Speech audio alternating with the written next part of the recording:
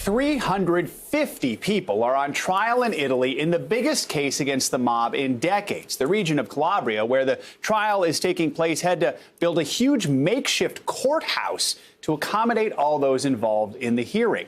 NBC News foreign correspondent Claudio Lavanga joins us now from Rome. Claudio, it took more than 3 hours just to read the defendants' names. First of all, what are the charges in this case?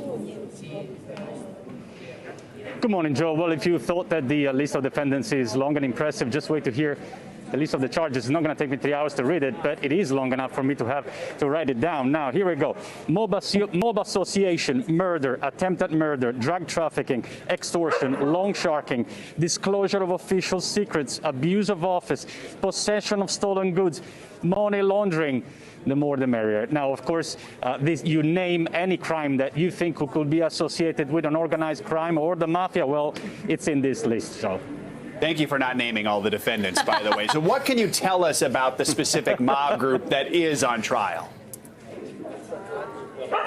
Well, the 'Ndrangheta is one of the 4 mafia organizations in Italy, and apart from being the most unpronounceable, even for an Italian, it is also the most violent, and it is true, 'Ndrangheta, I tried to say that 3 times in a row, it is also the most violent and the richest mafia in Italy, and one of the richest and most violent around the world. Now, it's not as famous as, of course, the Sicilian mafia. Let's talk about Cosa Nostra or something that you will know about, but it's very clever in the way that it took advantage in the 90s of the fact that the authorities were clamping down on the Sicilian mafia to keep a low profile, and in the meantime they took control of the cocaine trade from South America to Europe, and then they laundered the billions of dollars that they made from drug trade into legitimate business, and they had to have the help from public officials and businessmen to do that, which is why among the 350 people you mentioned, there are a lot of lawyers, politicians, you name it. It's not just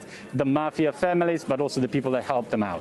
Claudio, you report the lead prosecutor has fought the mob for 30 years.